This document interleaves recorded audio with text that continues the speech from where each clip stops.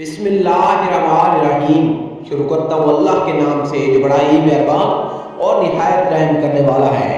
امام علی علیہ السلام لوگوں کو درس اخلاق اور امن کا پیغام دے ہی رہے تھے، اتنے میں ایک شخص آ کے کہنے لگا، یا علی علیہ السلام، ایک چھوٹا سا سوال میرے ذہن میں ہے۔ امام علی علیہ السلام فرمانے لگے، اے بندہ خدا، اللہ نے اس علی علیہ السلام کے دامن میں ہر سوال کا حل رکھا ہے۔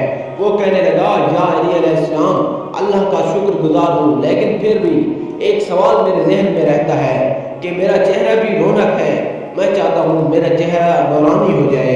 بس یہ کہنا تھا تو امام علی علیہ السلام فرمانے لگے، اے بندہ خدا، اگر تم اپنے چہرے کو اور بھی نورانی اور پر رونق بنانا چاہتے ہو تو رات کو سوتے وقت ہر اس انسان کو معاف کر کے سویا کرو جس نے زندگی میں تمہیں تکلیف دی ہے۔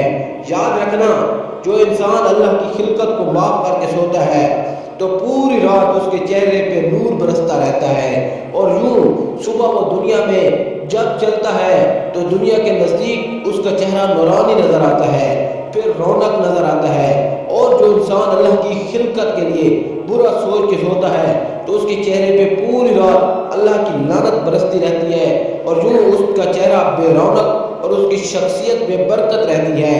میں نے اللہ کے رسول صلی اللہ علیہ وآلہ وسلم سے سنا کہ اللہ نے ایک عمل ایسا پوشیدہ رکھا ہے جس سے انسان کے چہرے میں نور پیدا ہوتا ہے، وہ عمل معاف کرنا ہے، اچھا سوچنا ہے۔